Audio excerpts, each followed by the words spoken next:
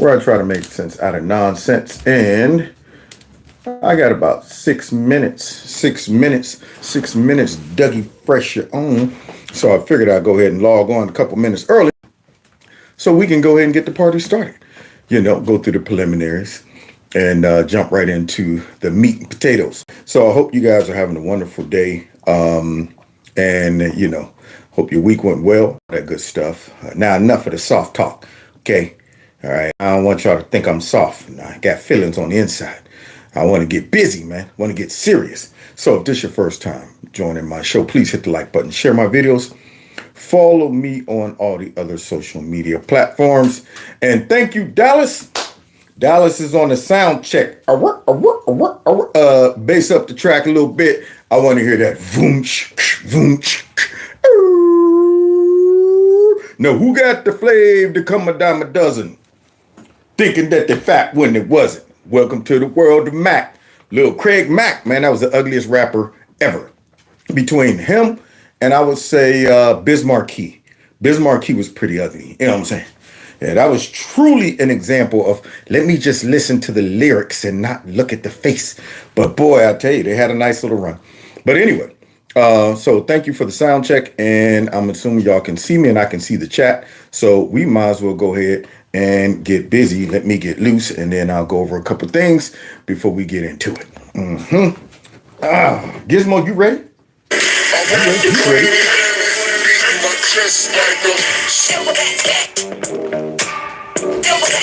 Real gorilla. Real gorilla. Real gorilla. There's some kings in the building.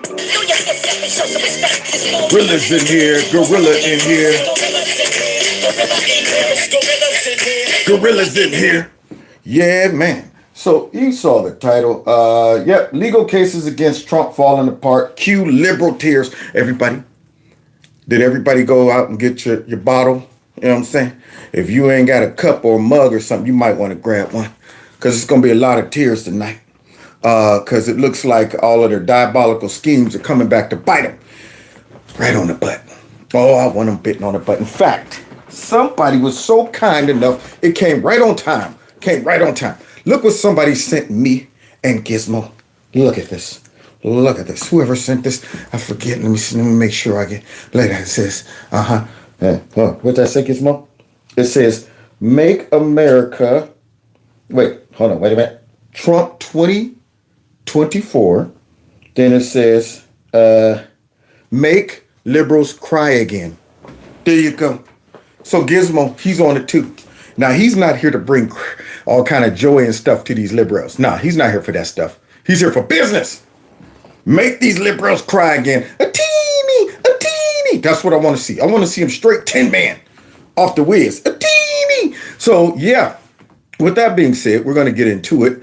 And I'll tell you, man, it's a mess. These people are something else, man. They never cease to amaze me with the gaslighting, their manipulation, with their propaganda and all that stuff. And I don't expect them to quit. They're in too deep. Yeah, they are all the way in too deep and committed to this crap. But before we start exposing them, let's go ahead and make sure that everybody understands the Kev got him a corner store. You can get stuff with Gizmo on it in the corner store, actually.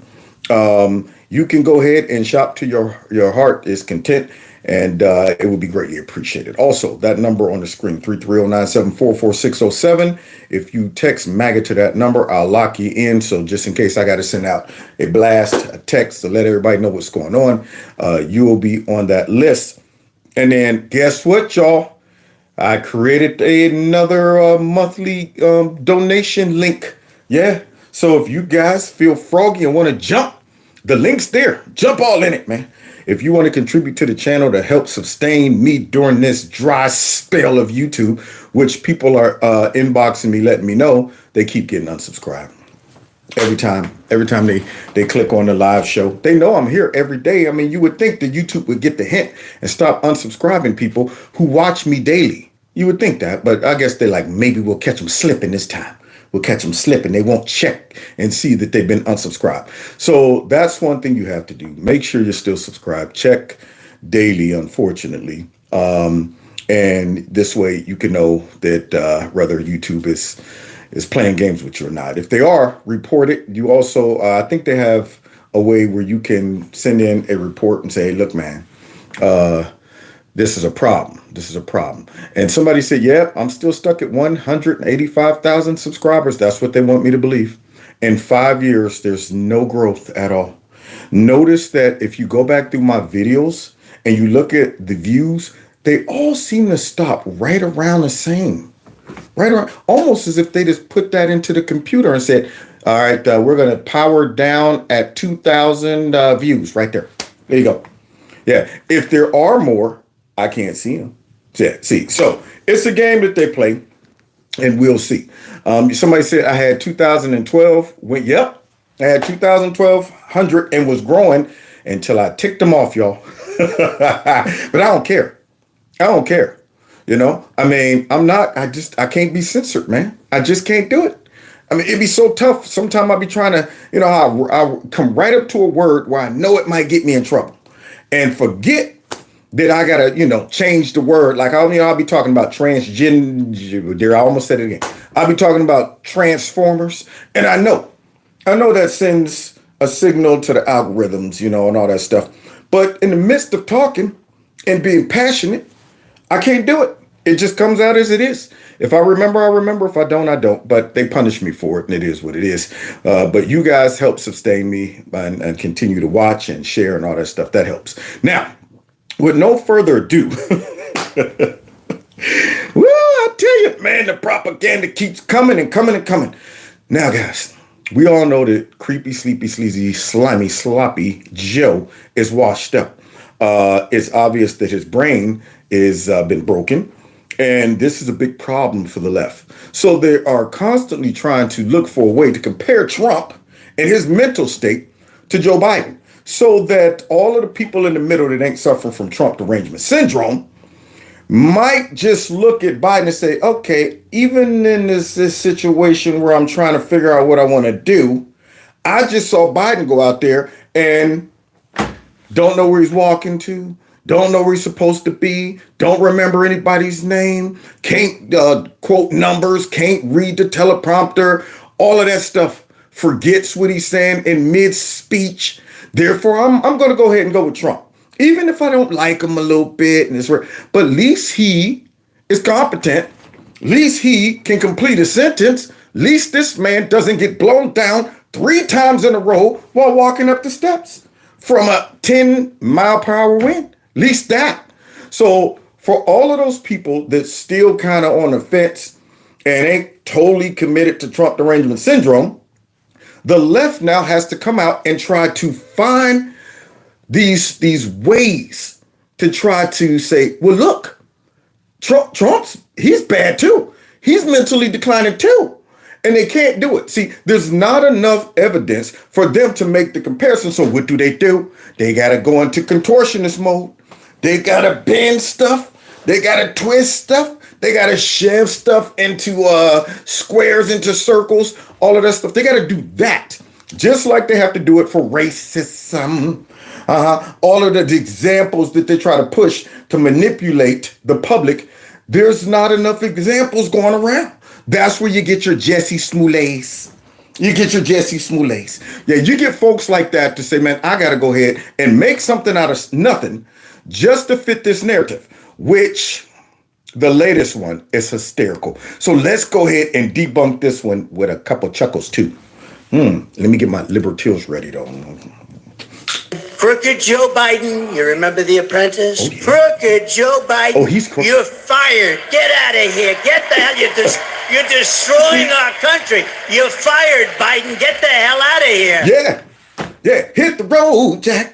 And don't you come back no more. Yeah, hit the road. Oh, woman, why you do me this way? I'll be back on my feet someday. Don't care if you do, cause you ain't no good. It's something, and I don't know the words. I guess if you say so, I have to pack my things and go. Joe, hit the road, Jack, and don't you come back no more. So, Joe gotta go. And everybody know that Joe gotta go. So the media has to come in now after propping this guy up and covering for him and try to go ahead and downplay his cognitive delay by pumping Trump's up, which There is none. So here we go, though. Hey. But I tell you what, I don't know about you, but I'm going to go to bed. Yeah, you do. Former President Trump told supporters last week that former First Lady Melania Trump will soon be making more regular appearances on the campaign trail. Not if she heard what you called her last week. I call up my wife, our great First Lady. She was a great for people. Love her. Yeah, I like her. She's great. Yeah, people love her. Oh, look at that. Wow. Mercedes, that's pretty good. I don't see what the problem is. I mean, was this supposed to be a joke? So this bum, this paid for propagandist that has a late night, I don't know. I've never watched his show, not once. That's the scary part. I've only seen his face in reference to him trying to hate on Trump. That's the situation. I've never even watched his show outside of running across clips where he's trying to hate on Trump. So now he was setting a joke up, I guess. And he's saying, well, you know, after hearing what Trump called her, she may not be hitting the campaign trail. But I just watched the clip and I immediately said, well, no, he didn't call her anything. It's obvious that somebody responded to what he was saying in the audience and he recognized their response. Maybe they stood up. Maybe they was like, yeah, hallelujah. Maybe they was like, yeah, you right. Something about somebody in that audience made Trump go, well, look, and apparently that person's name was Mercedes. But this propagandist wants his raggedy audience to think that Trump was calling Melania Mercedes. That's what this guy's trying to get us to believe. Let's see how it all works out. I'm sorry. Mercedes? You had a nuclear meltdown when Biden messed up the president of Egypt and you can't remember your wife's name? Guys, I hate to say it, his mind is slipping. I think he's too old to run. You see that? That's all they got? There it is. That is all they got. So this dude is trying to take something that Trump said that if you have any smidge of common sense and you understand situational awareness, context clues, you know, all of this stuff, body language, you know that that's not what happened. But that's the best they got.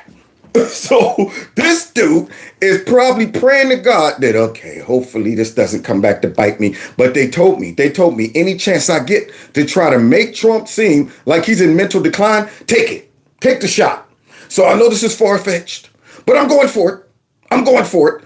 Let's see how everybody reacts to this. Except it's not true. Trump never forgot Melania's name. It's a hoax. He was referencing Mercedes Schlapp, the host of CPAC. His audience was showing love to Melania. Everybody at CPAC knows who Mercedes Schlapp is. I know. Even the Times debunked it. What? We called NBC, asked them why they peddled misinformation. Yeah. Out there peddling misinformation. Disinformation. Where's the disinformation board? Where's Mucus? We have hired this girl to make sure that the American people don't succumb to dis and misinformation. Where are they? Where are the fact checkers? Where's Rachel Mad Cow? Huh? Why aren't all of those people over there on MSNBC sliding down Rachel Mad Cow's nose so they can get out there and say, this guy right here is peddling disinformation? Where's his apology? I mean, this guy gonna come out the next day. I told a joke. Either I was really malicious when I told it or I was really dumb. And I'd have to go with malicious because you can't tell me you're that dumb to where you can't watch that clip and say, obviously he's not talking to Melania. So now you're malicious and thought you could get away with it and you're getting called out for it. Thank you, Jesse. They're ignoring us. All jokes aside, according to recent polling, this is a real concern for American. Oh, God. Now he done brought corrupt, creepy, sleazy, slimy, sloppy Joe on the show. Who has to go? He done brought him up there. Now this guy's trying to look all young and vibrant. You see him with his little hair slicked down. There you go. Legs crossed. Went over all of his rehearsed questions and lines and stuff, I'm sure, like a billion times so he doesn't flub it up. and watch what this guy says to him and watch what Joe replies. Here we go. Voters, how do you address that concern going forward as you come up to the 2024 election? Number one, you got to take a look at the other guy. He's about as old as I am, but he can't remember his wife's name. Yeah. But he can't remember his wife's name. By the way, this is my little sister, Valerie, and I'm Jill's husband. Oh, no, Val, you switched on me. This is my wife. This is my sister. Well, I would play that clip a million, gazillion, trillion, billion, zillion times. Yeah, this guy can't remember his wife's name. By the way, this is my sister, my brother's. Wait, no, you're my nephew. Wait a minute. You know what? Who am I? Which one am I? Who's on first? Yeah. That guy has no idea who he's talking to. I'm Jill's husband. I'm Joe's husband. He don't know. But yeah, he has the nerve to go out there and try to capitalize off of a joke from a raggedy late night host who was obviously lying. But Joe don't care. You think he actually took a second to say, you know what? I'm going to go ahead and watch the whole clip of Trump in context so I don't go out there and embarrass myself and try to accuse Trump of being in mental decline. Try to compare him to my brain, my raisin that's in my skull. That's what he got.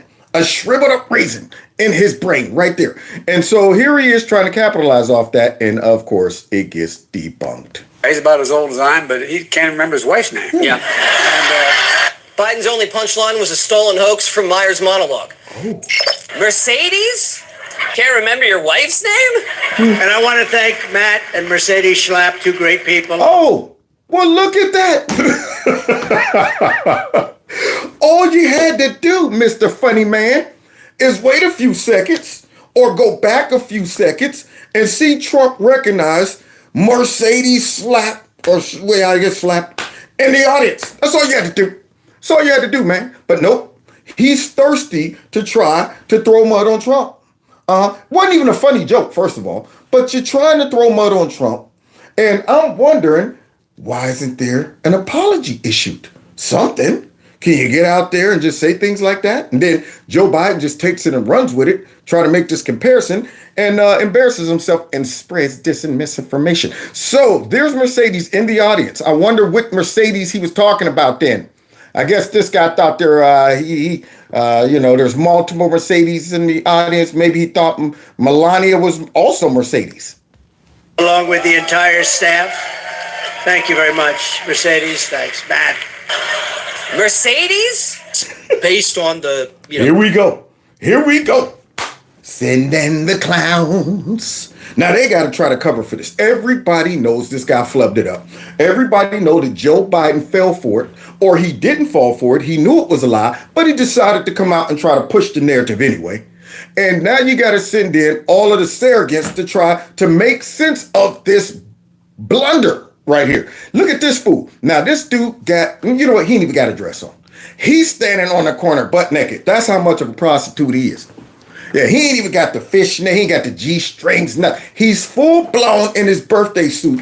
When you try to come out and make an excuse for that horrible joke that was not true, here he goes, though. He gonna try to, salvage what he can out of it. a video there. It appeared that Donald Trump forgot his own wife's name. It is being alleged that Trump got Melania's name wrong at CPAC. He did not, okay? We just have to be honest here. What? What? I mean, that was my reaction, because this dude's a prostitute too. He's one of the biggest. He is a prostitute. So for some reason though, I guess he's like, there's only so much prostituting I can do, okay? All right. So I'm gonna go ahead and say, let's be real. That's not what happened. For this guy to come out and say this, you already know. He can't even figure out a way to salvage this. So let's see what he got to say.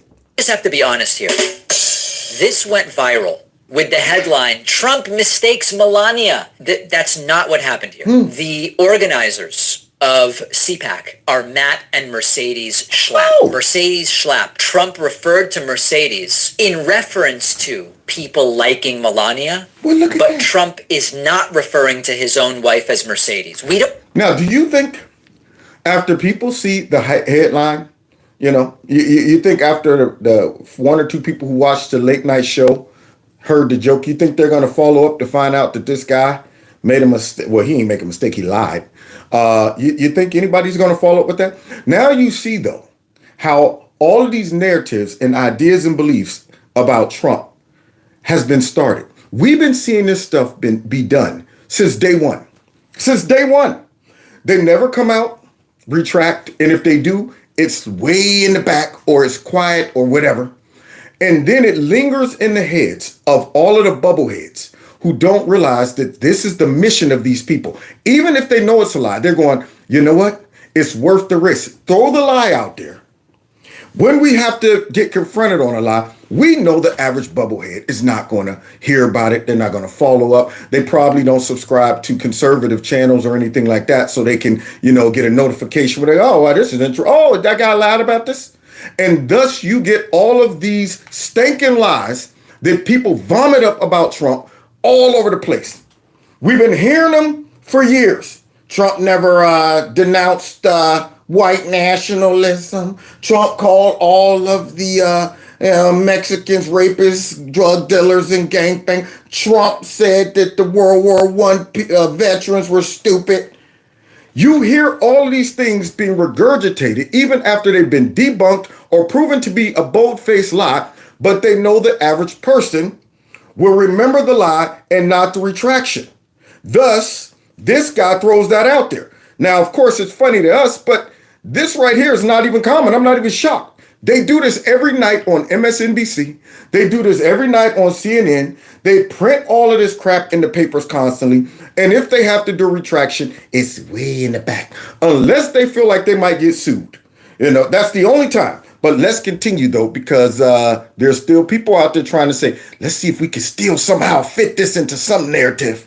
Don't need to make these up. We've been talking about Donald Trump on the show for 18 months, and one of the things I've tried to make clear over those 18 months is how I've been wrong about him at every turn. When he first came down the escalator at Trump Tower and announced, I boldly said on this show it was a stunt and he would never really run. I then said he would never win the GOP nomination, and I certainly didn't think he would be our next president.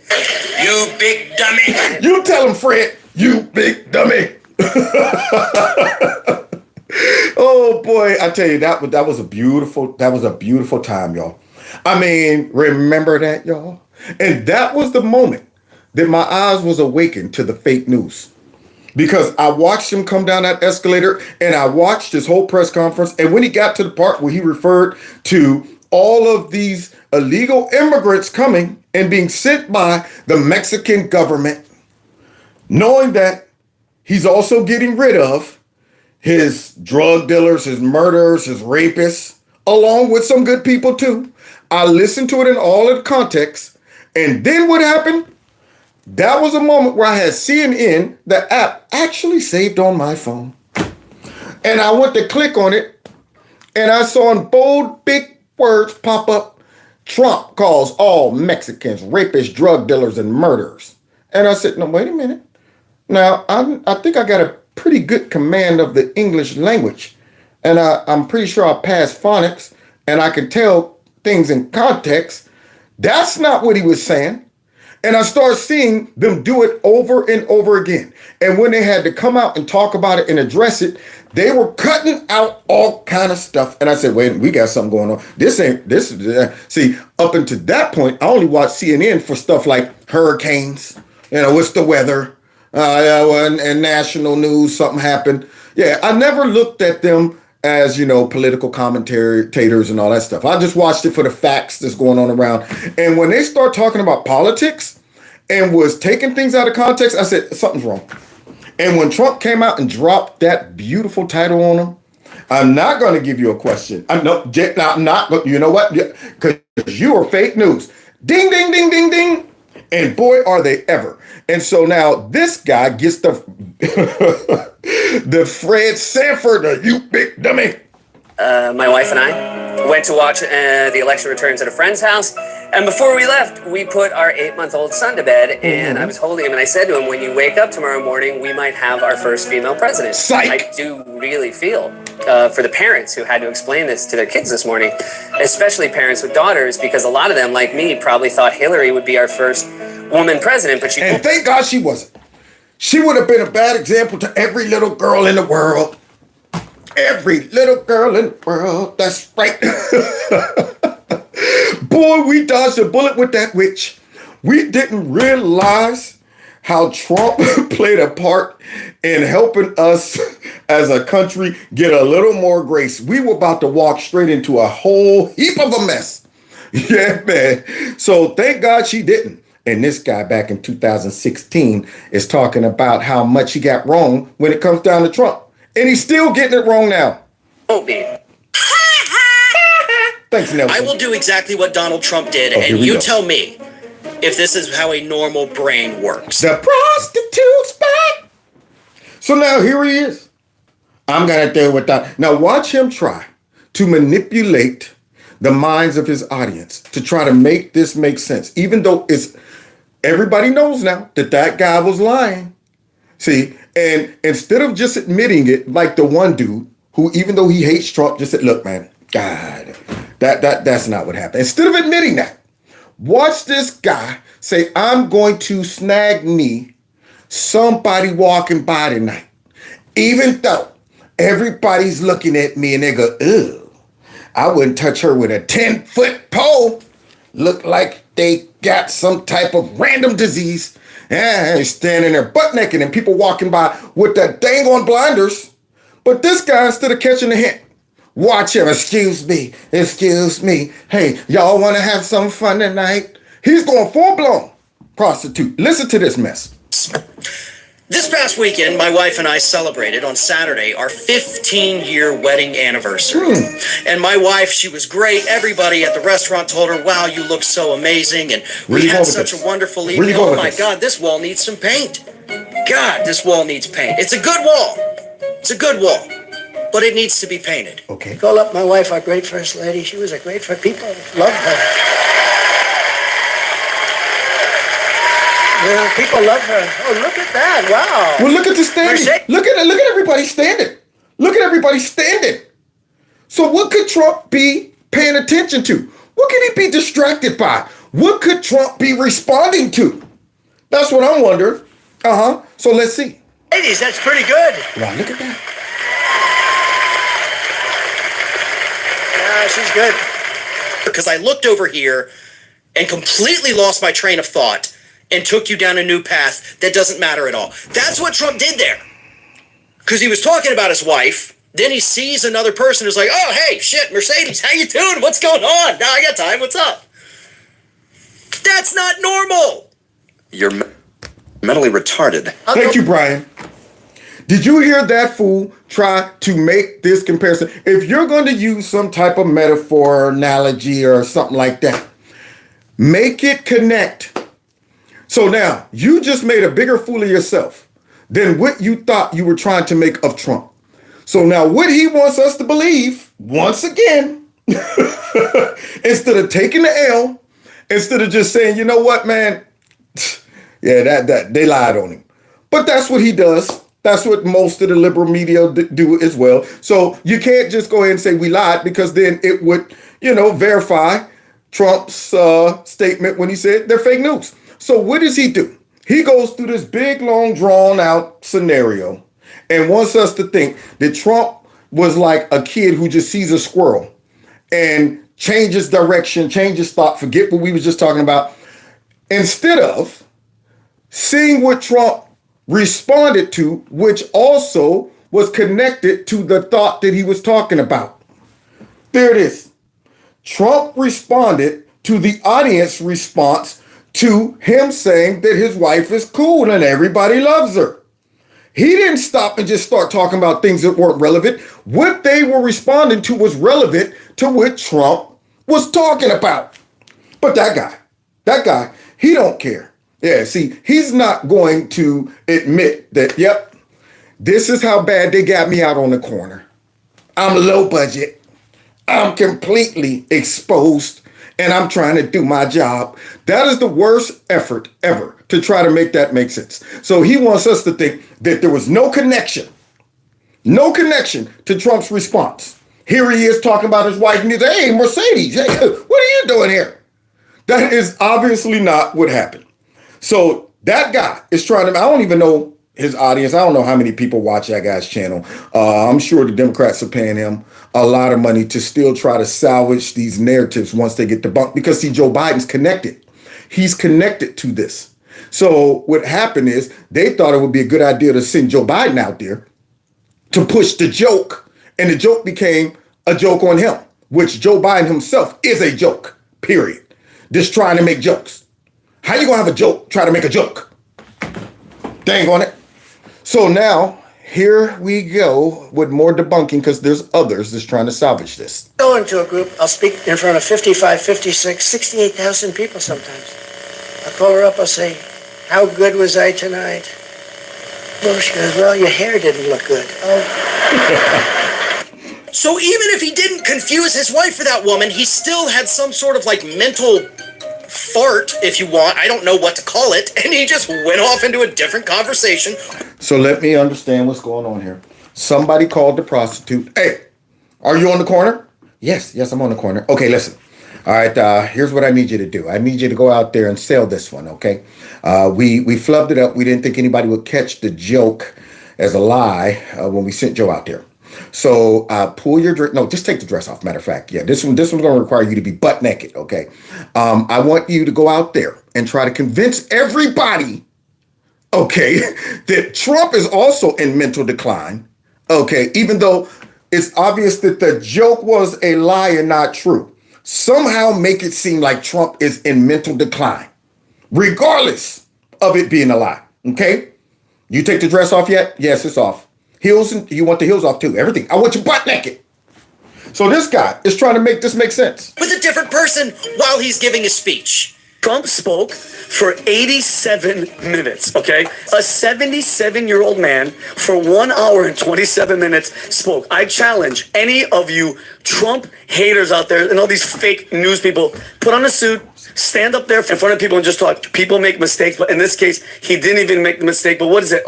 Who was the article? Mirror? You know who's reporting this type of stuff? Mirror. When's the last time Mirror said anything about Joe Biden? They don't report anything about Joe Biden. Yeah, and I'm sure that dude with that we just got done seeing on the corner, I'm sure he never, ever on his show highlights Joe talking about international depression, isolate, and punish China. I bet you he don't talk about Joe Vatican care. You know, America could be summed up in a single word. Yeah, I'm sure he doesn't highlight that on his show. Isn't that interesting? But then, off of a raggedy lie that was supposed to be a joke, this guy tries to say, even though that was a lie, how can I still find something negative out of it to say about Trump? How can I tie the lie into Trump still somehow is in mental decline? Joe wasn't lying. Nah. Trump's still in mental decline. Joe wasn't lying. That's what he wants us to believe. And listen to how he tries to do it. Anything. But they report about that. And again, fake news getting proven that it's fake news once again. So yes, we don't need to say that Donald Trump forgot his wife's name. Yeah, because it was a lie. See, you should stop right there, pal. That's where you should stop. But they got you on that corner. Take off that red dress and throw away those high heels because they want him butt naked. But we probably should be talking about the fact that the man can't keep his train of thought going if he glances off stage and sees somebody he knows. So you see how he tried to switch that narrative. It's ridiculous. So wait, it's not that Trump mistaked his wife, but now he has ADHD or... Do you see the lengths they go through to try to still make Trump look bad? This is ridiculous, man. Why? Just stop, man. That's all he can. Somebody, man, call this dude, man. Send him over to my corner for some counseling. He needs some Kevin Corner counseling. Now, what made you want to be a prostitute in the first place? Well, the Democrats, they pay me a salary. I figured that. But I'm talking about outside of that. Did you always want to be a prostitute for the Democrat Party? Yeah. So why not just go ahead and say, I don't want to do this anymore? Why don't you just come out and say, there's sometimes it's greater than you. There's no reason to try to force the narrative in this situation.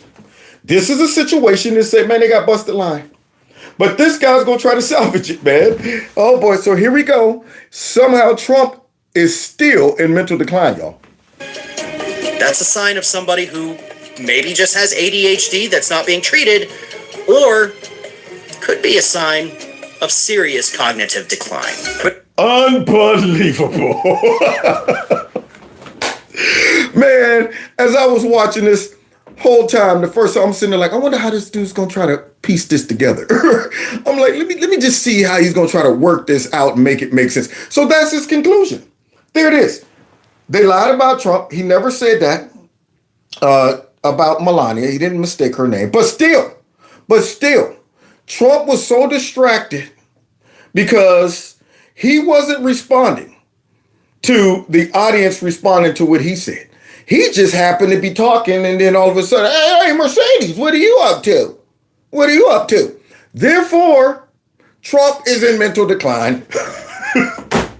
Man, and YouTube suppresses my videos. That's the crazy part about this. Now, I don't know if this guy's on YouTube. I don't know if he's on some network. I can't imagine he is. But this is the stuff that burns me up when I see these people pushing these lies and this propaganda, and their channel be having 2 or 3 million people because they're liberal. And YouTube is always snooping around trying to find anything that might not line up with the narrative the conservatives say and be like, all right, well, that's fact check. We have to flag it. You know what? That needs to be suppressed. You know what? That's this and misinformation. Oh, we got it. And I'm saying this dude flat out lied about a lie. That's the sad part about it. This guy was like, all right, that guy just lied. Now I got to lie about the lie. It's unreal. But it gives credibility to what Trump had always said about it's fake news. It is. It's fake news. The media is the enemy of the people. Yes. You're losing credibility by the minute. Oh, it's gone. When stories like this surface. Yeah, well, why even report it? And you're calling Melania Mercedes, and then you got caught, guys. Yeah, and no retraction, no apology. You got caught. You got caught. They move on to the next. And they want to go with the dementia narrative. It's like, well, you want to leave out the fact that Mercedes Schlapp is running CPAC, and he's pointing right at her. It just goes to show that the media, a lot of them is poop. Fake news. They're poop. They're 100% caca. They're shite. Yeah, they're not losing credibility. It's gone, and it ain't coming back, man. That's why I say I would never, ever, ever watch CNN and take them seriously, even when they tell the truth, like Tony Montana. You know what? I always tell the truth, even when I lie. Okay? So even when they're telling the truth, I still am like, you ain't fooling me, man. Yeah, you just been forced to tell the truth in this example, or there's a motive for you telling the truth. I never trust them. I'm always going, why are y'all telling the truth? Now, you know it's bad. When you're looked at as such a propaganda network, to whereas when you tell the truth, people are suspicious of you telling the truth. You're sitting there like, you should be lying right about now. Why are you saying this? Why are you telling the truth? What's behind it? So let's go back to the fake guy, the liar. According to a new report from cyber experts, Russia has already started spreading disinformation ahead of the 2024 election, or as Russia keeps insisting, the 2025 election. What? That's a joke? Cue the crickets. All right, yesterday, Joe Biden How does this guy have a job? How does he have a job? You know what? We got 322 people watching my show. I should have millions. I know I'm funnier than that guy. I know it. If this guy has a show and getting paid millions, this is unreal. Yeah, he had to go ahead and have the crickets back him up on that joke. Unreal, man. Unbelievable. embarked on a disastrous trip to New York City. He joined Seth Meyers on his late night show for an extremely unfunny appearance. This should have been a layup for Biden, sitting for a pre-taped show with a liberal host who struggles to get close to 1 million viewers a night. And he should have negative 1 million. Now, somebody just told me they get unsubscribed. Boy, I tell you, man, I can't stand YouTube. Ooh. You know, you hate them and love them. Says they keep unsubscribing me from your channel. Unbelievable. Why I oughta. I mean, I'm telling you, if I knew a good lawyer, somebody needs to bring forth a class action suit. A class action suit. I mean, if you get enough of conservative YouTubers that got enough evidence to show that we're all being targeted by this company, why don't they just let us be? Why don't they just let the market work its way out? You know why? Because they're communists. Yeah, see, they don't want a free market. They don't want competition. Yeah, me up against that guy, I guarantee you I could win. I guarantee you if they put my show up against his, even liberals will probably be like, I might not like his politics, but he's pretty funny. He's pretty funnier than that guy who just got up there and told a joke with nothing but crickets. Crickets. So thank you for letting me know that. Anybody else who they're unsubscribing, please let me know. Let's continue. In fact, as the Hollywood Reporter pointed out last month, he wasn't even averaging 800,000 viewers a night. How does he survive on TV? Mercedes? That's how he survives. Mercedes? He survives because he's toting the line of the Democrat Party, the left. They're like, hey, here's the message. I don't care. All of you all out there on late night and on these networks, here's the deal. We got to make Trump look like he's in the same condition as Biden, if not worse. That's what we got to do at any cost, even the expense of humor, even at the expense of humor, the expense of truth, the expense of your reputation. You know what makes jokes funny is when you say, it's funny because it's true. That's what makes jokes funny. When y'all listen and laugh at me, joking about monkey paw hands, mush mouth, nasty Pelosi, y'all laugh because you're going, that's true. Her hands do look like monkey paws. Her mouth does sound mushy. She is looking like a bag of bones, and she sure is nasty. Yeah, y'all laugh at it because of that. When I do Bob, the stereotypical white nationalist Trump supporter, it's a mockery of the left and the way they try to portray Trump supporters, regardless of everything opposite of it. Black person, you know what I'm saying? And yet they'd be like, he's a stereotypical white nationalist. So is Candace Owens. Did you know she was a Nazi? You know, she was a Nazi. That's to mock them because that's how they act. That's the stuff that they do, regardless of how stupid it sounds to try to throw these labels on people who are obviously not white nationalists. And that's what makes it funny. But this guy comes out and he drops a lie out there that everybody knows isn't true, and he expects everybody to laugh. It's unreal, man. But now, let's get into the meat and potatoes before we get out of here tonight, y'all, because these folks and all their lies, they're starting to choke on them.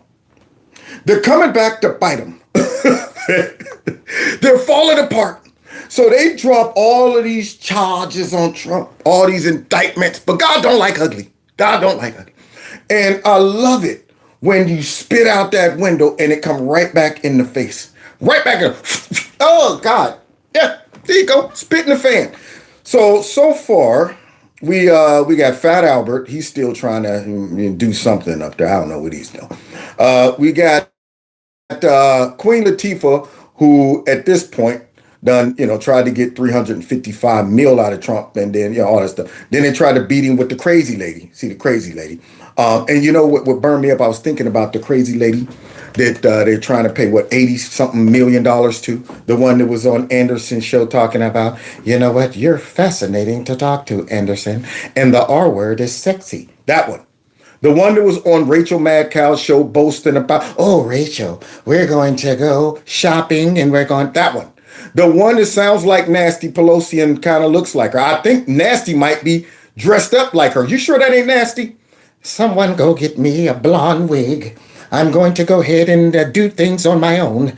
If you want to get things done, you have to do it yourself. Yeah, so that lady right there, they're awarding like 85 million. And you know what's odd about that? I was thinking, y'all. So what is the difference between this lady's accusations and then Tara Reid? Why aren't they bending rules to try to allow Tara Reid to sue the pants off of Joe Biden after all these years?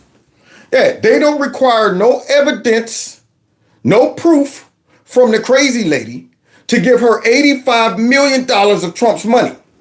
But yet Tara Reid gets nothing. They're not saying, you know what, let's extend the statutes of limitation for her. Let's go ahead and change it so then she could, nothing. And this is the difference between, Republicans and Democrats. Democrats are so dirty, they will utilize all of their local resources in their liberal cities and say, I don't care how you got to make this work. Make it work to get this dude. Now, can you imagine a Republican saying, you know what, even though statutes of limitations have expired, even though this woman is the only witness and Joe Biden was in the basement, it's just her word against his, even though we got more proof coming out of her than we do the crazy lady who they just gave $85 million to, or at least trying to. Yeah, we got more proof coming out of Tara Reid than her. But Tara Reid, hush up, girl. Don't know nothing. Never met. I mean, I don't know why she's saying this. Well, can we go and check the archives to see if she actually wrote a complaint? Well, yeah, that one, but not this one. Don't look in there. Where the real truth is. See, but yet, Republicans, they just kind of let it go. I mean, Democrats, if this was reversed, they would have found Tara Reid and they would have funded her to sue. They would have made sure that if she was in an area where the statutes of limitations had expired, they would be talking to all kind of councilmen and all kind of judges and stuff. All right, we need to change this. We need to bend this so that. But nothing. And people just overlook that. Give Joe Biden a pass on the whole Me Too attack with Tara Reid. But then give the crazy lady $85 million. And I'm so sick of this mess. But the real ones that they were banking on. See, that stuff was just tapping his pockets. Yeah, it was annoyance. The real ones they were banking on was Fat Fanny and, of course, Jack Smith. And it seems that both of those cases might be about to get blown up. And boy, is that going to hurt. Oh, man. So one of them, off grip, I think is dead in the water. Let's see the latest as it applies to the Jack Smith case in SCOTUS. Get y'all bottles ready. The Supreme Court has just decided it will take up Trump's immunity case at the end of April. The decision's expected in June. This will put Jack Smith's January 6th case on hold for now. The Supreme Court has decided that it will, in fact, hear the case involving Trump claiming that presidential immunity prevents him from being prosecuted by special counsel Jack Smith in the election interference case. Well, that defeats the whole purpose, because we know it was political, y'all.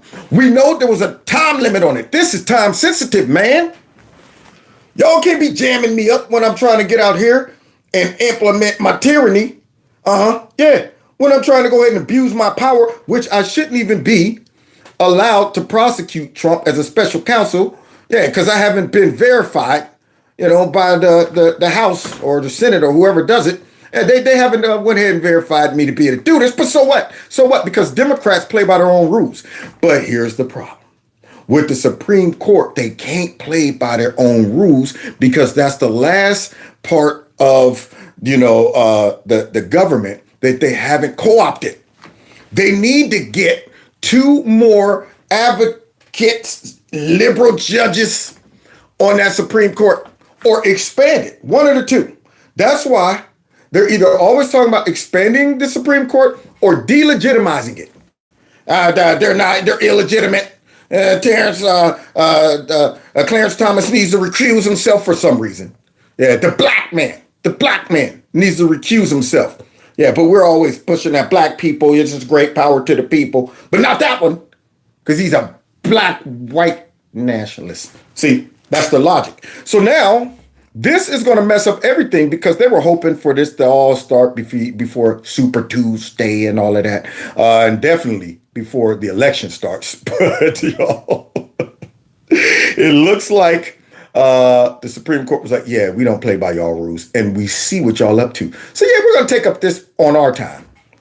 Now, this is a big win for Trump already, and I'll explain why. Steve Vladek, who is a CNN Supreme Court analyst and also a professor at the University of Texas School of Law, has an interesting theory. He says that the surprise is that it took the court the better part of 2 weeks to reach this result from which no justice has publicly dissented, meaning it does appear, at least for now, that unanimously these judges, Supreme Court justices, I should say, wanted to hear this case. Wow. Now, I'm sure they were hoping that Ketanji John Jackson, that Joe Biden couldn't remember her name. I'm sure they were hoping that she might come out and dissent. Somebody. But it sounds like all of them are like, I don't know, you want to hear it? I want to hear it. You know what? Let's hear it. Let's hear it. Yeah, sure. Why not? So this right here is hurting y'all. Hurting their whole case. So let's see.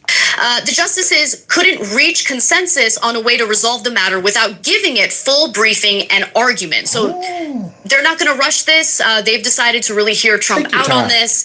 And so this is the way they intend to go forward. It's hard to read any tea leaves into whether that makes the court more likely to side with former President Trump when it finally resolves this immunity claim.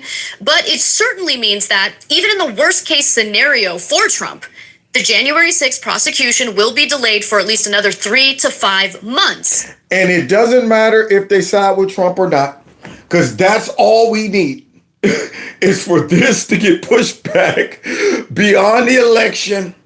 There we go. I guarantee you, if they think that, oh man, it's too late, they'll drop this whole thing. That is the only reason they're even having this. That's the only reason they brought the charges, was to try to convict him before the election. Once that right there is blown out of the water, then what are we doing here? This can only work out bad for us. Now we're all going to look stupid. So let's go ahead and just say, well, the Supreme Court took too long, this and that, therefore we're dropping it. So now the Supreme Court is sitting back saying, yeah, let's take a look at this thing right here. Well, can you hurry it up? See, you're Jack Smith. Now, when anybody is trying to pressure you, you always got to say, why are you pressuring me, man? That's like you going in to buy a dang on a car or something, and the salesman, can you hurry up and make a decision? Are you going to buy this today? We need you to buy it today. And you're going, why are you trying to pressure me, man? What's up your sleeve? Hey, I make that choice, okay? I'm the buyer. You don't tell me when I go, well, it might be gone tomorrow if you don't buy now. If you don't buy now, I got another guy coming in. I got another guy coming in tonight. All of that mess. That's why when you're listening to commercials and at the end, it's like, hurry up and buy now. The last one, it might not be ready tomorrow. Yeah, all of that stuff to try to get you to hurry up. Do it. Yeah, we're running out of stock. Buy now. That only makes me say, no, I'm not going to buy now. So they was trying to push this through the Supreme Court in a hurry.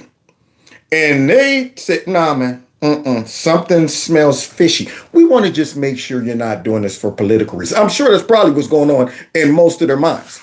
See, we're not going to hurry it up and then we look political, because we all know that the only reason you want to hurry this mess up is to stop Trump and get a conviction before the election. So we just want to be on the safe side, take our time, and let everybody know. This isn't a political decision for us. We're going to take our time and go over the facts, Jack. That's a pretty big win for Trump, even if he ends up losing this case. But don't matter.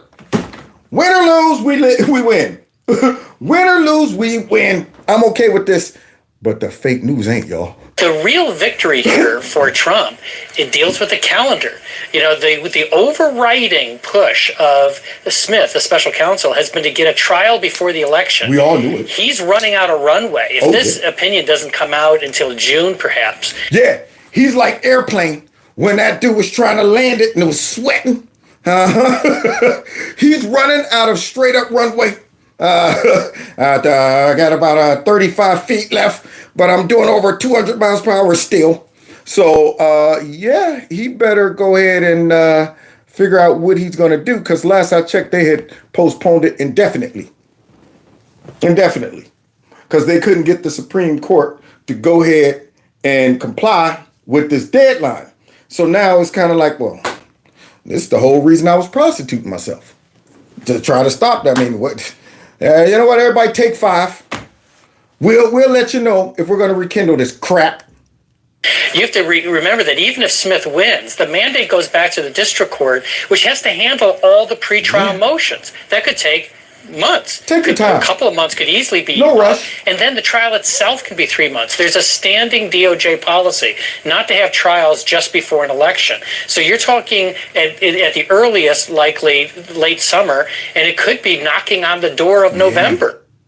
Well, guys, cue the tears. Y'all got y'all bottles ready? Oh, yes, that's good. I feel like Nasty Pelosi right now. Oh, that's good, Kevin. That's good. So here we go, y'all.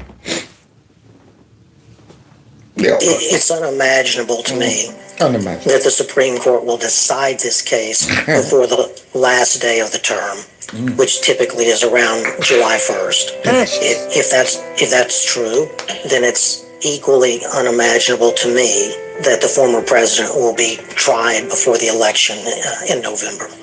That's shocking. I think that, we don't know, but against my belief that the court would not take the case, I infer that there must be some dissent on the court by some number of the justices on the question of whether this president, has absolute immunity for the particular offenses against the United States with which he's been charged by Jack Smith. Y'all hear that? Y'all hear the solemn music? Somebody said, where is it? My violin, y'all. Yeah, man. I got two of them. And I done tore the strings up joking with y'all. Now I don't even know where I am. I don't know where's my violins. I'm going to have to find my props. I must have put the violin. Oh, wait a minute. Don't stop. Get it. Yeah. Oh, yeah. Yeah, I got a gig, y'all. Hold on. Here I come. Hold up, CNN. I'm late for my gig. Somebody called and requested a violinist for the Liberal Tier Party. All right, this is my first gig. I want to let y'all know I just learned how to play. But they told me you guys were desperate. You were desperate, so you went with a novice. Okay, hold on, wait there. What does this thing do again? What is this thing? Okay. I promise you, I watched some YouTube videos on how to play this. So let's see. Okay, now wait, what are we sad over again? What are we sad over? Okay. Something about Trump is not gonna go to jail? Okay, all right. Oh wait, are the strings supposed to be on this side or behind it? I don't know. Wait, okay. Mine are stuck. Just go ahead. Here, don't worry about me. I'll come in. Remember how, let's say, all of 2022, I came on your program and I screamed and I tore my hair out over how Merrick Garland was moving too slowly to... No, wait. Am I supposed to play while, Fat Albert right there is talking, while Professor Clump's talking? Should I play over Professor Clump? I mean, that guy right there with the cotton ball on top of his head? That guy? Okay, hold on. Me. Let me go. Me. Okay, there we go. Okay. Buffalo butt is mad. Buffalo butt is sad. And I don't care. Thank you. Let's continue listening to Buffalo Butt Bookman. Dang, going it off of what's happening. Hold Trump accountable before the next election? This is why. Because you have to understand what the Supreme Court is really about. What is the Supreme Court about? Give your viewers context. You see that hand right there look like somebody's baking dough all over his hand. You see them fat knuckles with them dimples in it? Looks like he got boxing gloves on. Your hands shouldn't be fat. Dang on it. Even if you pick up weight, your hands shouldn't be. That man's gaining weight in his hands. So now he's out there with the built-in boxing gloves on and got the nerve to bring him up on the screen. Let's continue. So had this on for some context about what the Supreme Court is really about. Look at this guy. The Trump was kicked off the Colorado ballot, right? And oh, I'm sorry. I'm supposed to be playing. Am I getting paid? I'm still getting, okay, wait. All right, you know what? Let's go ahead. I want to get the feel first, before I really get into it. I want to make sure. So now, you see the actor over there, guys? He's like, yeah. Wow. That man's making faces like Chevy Chase. That's what he's doing. Yeah, that's what he's doing. Chevy Chase faces. It's obvious that this dude is an actor. Let's continue. Around December 20th last year, the Supreme Court spooled up that case and heard that hearing within 45 days on February 8th. All right. Trump appealed his immunity, Judge Chutkan's immunity ruling, also in the middle of December. Andrew Weissman just pointed out. Now, this guy over here who's supposed to be the mediator, he's not even listening to Bookman. He's not listening to Buffalo Butt. That guy right there is thinking about food. I can't wait to get off work because he knows his job. He don't care what this guy says. See, the only time they pay attention is when they have to, try to go ahead and attack a conservative on the show. And then they're listening to every word, along with the guy in their earpiece talking about, all right, here's what he's going to say. But right now, he's on cruise control. I mean, this guy could be out there talking about buffalo wings. I'm going to eat me a whole bunch of buffalo wings for my buffalo butt tonight. That's what I'm going to do. And he would still be able to yeah, good point. He has no idea what Buffalo Butt's talking about because the whole job is to let Buffalo talk. That is it. Let him talk. Jack Smith asked the Supreme Court to hear the case on December 14th. By the time we get to April 22nd, it will be 130 days. Wait a minute, I'm thirsty. All of this plan for these liberals who's whining got me thirsty. Am I allowed to drink this on the set? I mean, because every time I'm listening to you, I've been kind of sliding my bottle right up under your cheeks so I can catch all your tears. Are you okay with? Okay, here we go. Delicious. Let's continue listening to Buffalo Butt. Here we go, y'all. Because see, now he's about to attack the Supreme Court. Since they were asked to hear the appeal. Look at the actor. 45 days. You see Chevy Chase's face? You see Chevy Chase's face? Good point. That guy over there, man, is going through every facial expression that he can right now to try to look serious. So watch what Buffalo Butt tries to say at the end. The ruling could hurt Trump, but 130 days when the delay can help Trump. That is the essence of this Supreme Court. And every single Democrat. Now, why does that afro look like he's riding on a motorcycle at 150 miles per hour? Why is it blowing to the back? Could it be because he's fat? I don't know. Dang on it.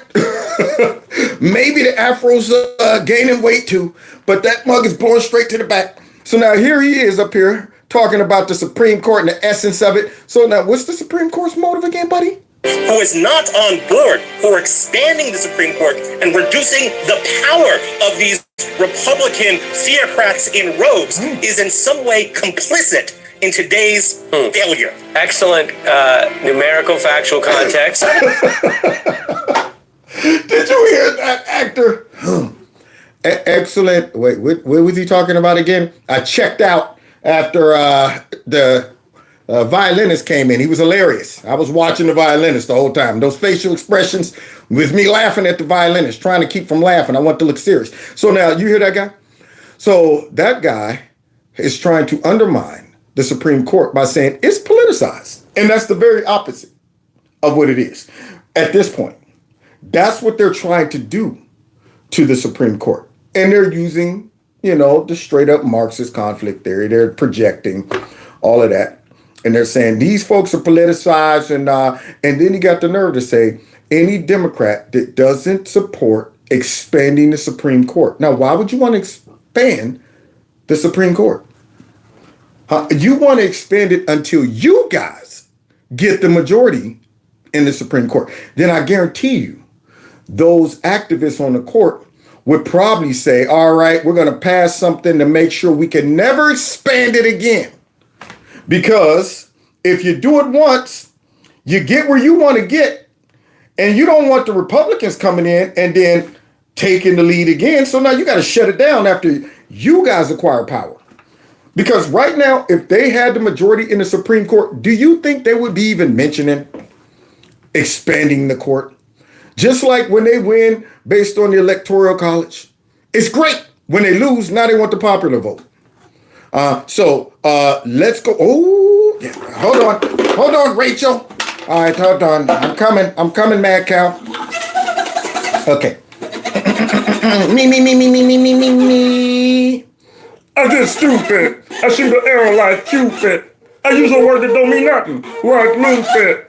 There you go. Y'all ready for Humpty Nose to come in? It's just a freestyle. Meanwhile, I keep the beat kicking, sweat dripping, girlies in the limo eating chicken. Oops, don't get that grease on your pantyhose. I love you, Rover. Move over. I gotta blow my nose. So now let's go ahead and hear Big Nose, Humpty Nose, Rachel Madcow. Yeah, she got a lot of tears and snot that's gonna come out of that big nose. 24, I think it's US v. Nixon. The court heard arguments in July and they issued an opinion 3 weeks later. And her point about that was just that, look, that's the most similar case that we've had in our history is US v. Nixon. And they, in terms of the actual opinion, moved quite quickly on that, and it was a unanimous opinion. Well, yeah, and the other, I mean, the other big, like Nixon, if we're going to carry forward a thing from Nixon here, when you talk about the cravenness of the court, Chris, the cravenness of the court is evident in what they are doing with the pacing here. It is? Here's looking at you, Mad Cow. This drinks for you. Let's hear the cow.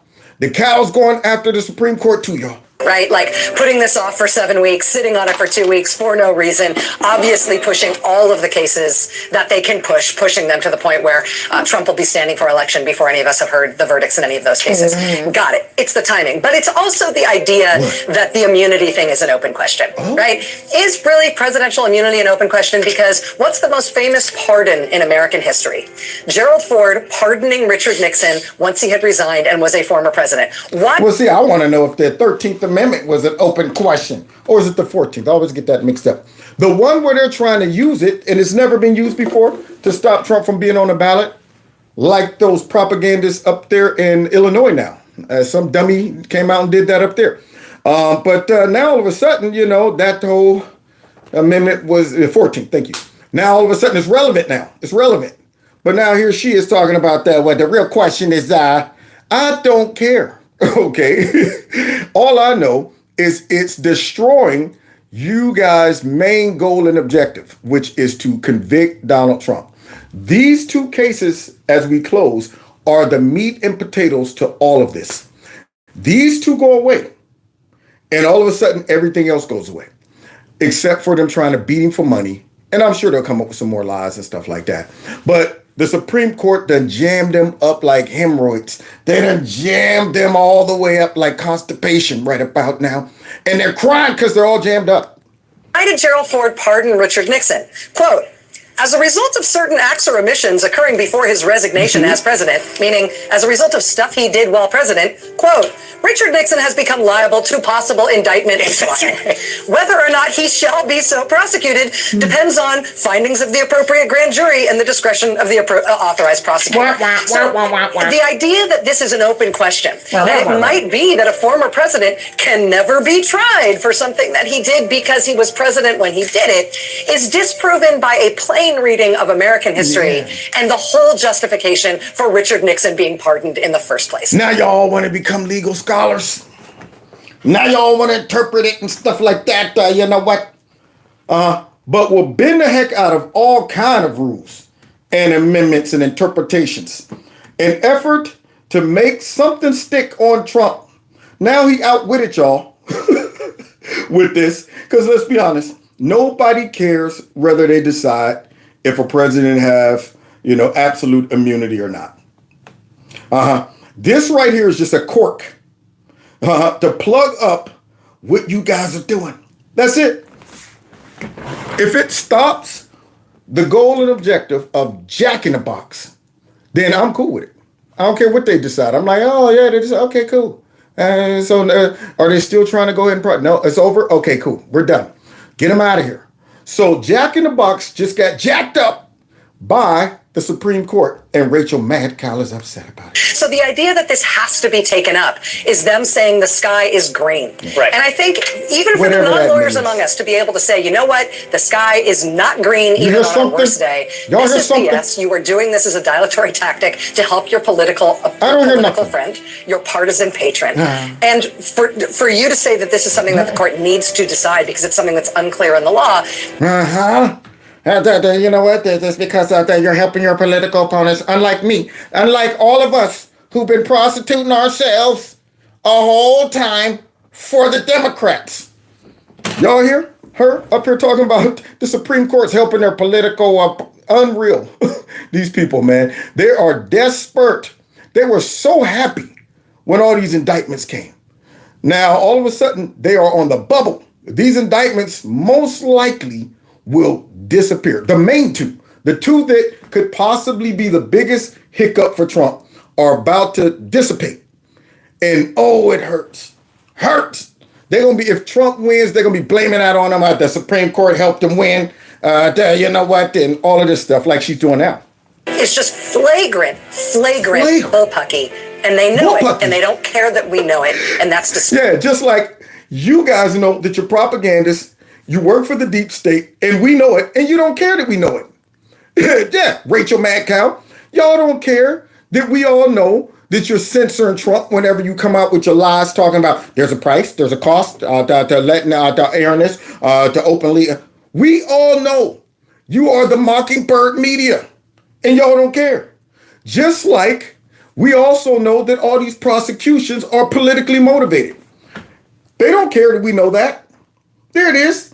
They will use FBI, social media, all of that to silence anybody who vocalizes it, suppress anybody, make sure they manipulate the general population so they don't realize that, man, this is strange. Trump got 4 indictments. Wow, that's odd. Maybe these people might be abusing their power. They use you guys to come out and try to check the temperature and calm down all the people. But y'all can't do it to us. Y'all know that we know that this is politically motivated. And y'all are mad because it is being destroyed based on the Supreme Court saying, we'll listen to it when we're ready. Well, that won't work for us. I mean, if you guys don't do it now, then we won't be able to stop Trump. So it's not about justice, Rachel Madcow. And we all know that. It's not about really trying to get to the bottom of this and making sure Trump didn't try to interfere with our elections, because Democrats do that every single day. Every single day. So it's not about that. It's all about stopping Trump. And y'all don't care that we know it. Therefore, I don't care, dang on it, that you whining about the Supreme Court stopping this thing from happening. Good. Disturbing about the future legitimacy of the court. What that will tell Donald Trump, if by then he is president, is that... Here it comes. Rachel Madcow. She's going big with this one, y'all. Y'all ready for this one? So now if the Supreme Court takes it up and they say Trump gets, absolute immunity, y'all ready for this over the top? See, this is where they go. Always straight to the top. Not moderate. She's not going to try to temper this exaggeration. Nope. Listen to this. Because if they do this, y'all ready? Yeah, this is the audience. She wants to believe. Yeah. All right, listen, y'all. Supreme Court let this go. Guess what's going to happen? That he can never leave the office of the presidency. And if he is voted out in 2028, he cannot leave office, and he is willing to he is welcome to commit any crimes he wants. Any crimes? Boy, I tell you, man.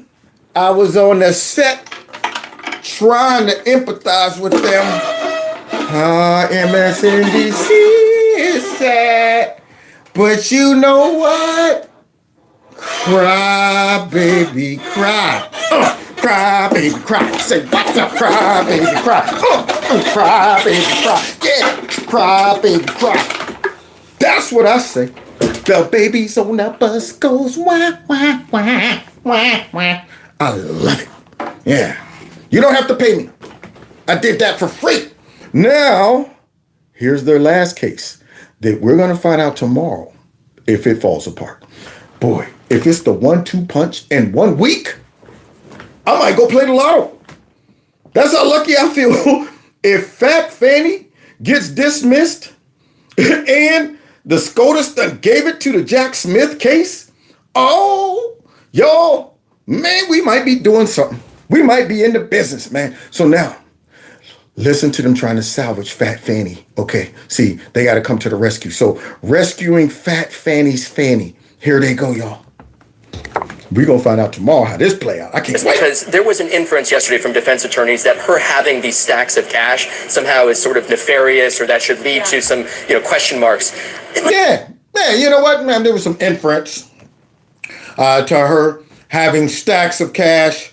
There were some question marks about it. I mean, come on, there's nothing suspicious about that. Might be a cultural thing. I know a lot of black and brown people who keep cash on them. Do you? Do you really, man? Man, there's only so much prostitution you can do. Just tap out. Tap out. But they're like, no, man, this is our last ditch effort, man. Hey, I know she done did some stupid crap, and it's going to make us look real stupid too. But boy, we got to go out and try to salvage her. We got to try to salvage her. We got the Jack Smith case on the bubble, and Fat Fanny's on the bubble. So we got to try to make sense of this nonsense. So guys, that man says he knows a lot of black people who keep cash on them, like in their pocket, or a couple $1,000s in the house. I really would like to know. I really would like to how many. See, I would have checked him. As a black person, listen to that guy. I'm like, how many you know? Name like 2. Oh, I was just saying it. That I know you were saying it. You don't know any black person that keeps that much cash in their house. Up here sitting, I know a lot of black people.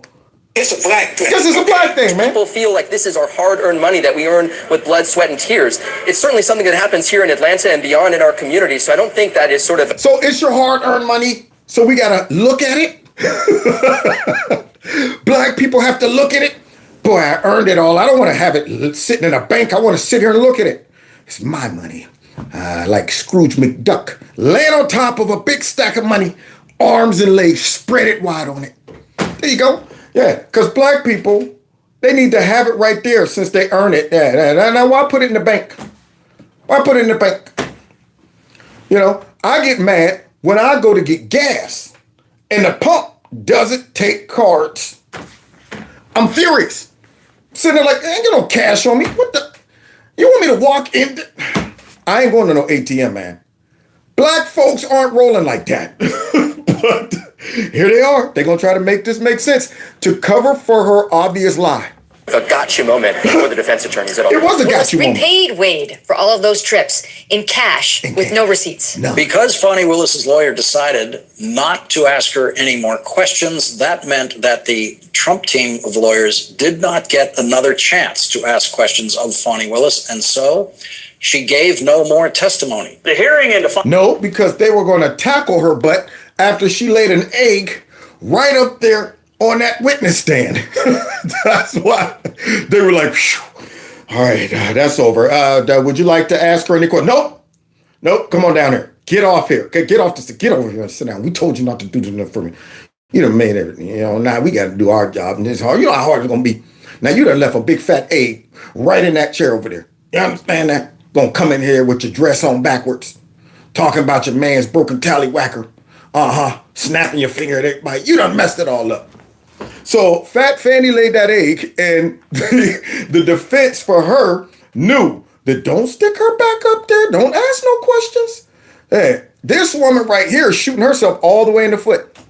Fonnie Willis and Nathan Wade was an unmitigated disaster for both of them. I mean, they have a better chance of being prosecuted themselves than presiding over the prosecution of Donald Trump. Ding dong. Yeah. Pizza delivery. Yeah.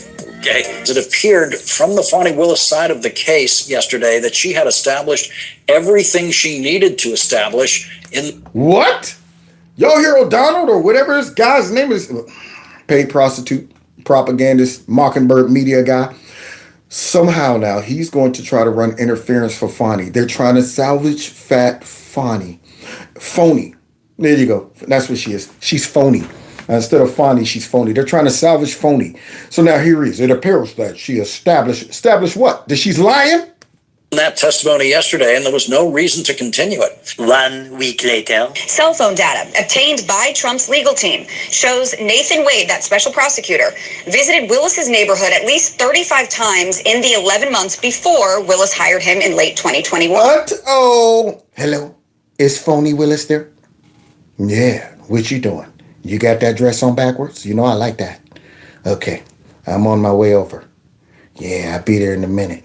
What? Don't talk longer than 35 seconds because I'm getting binged right now.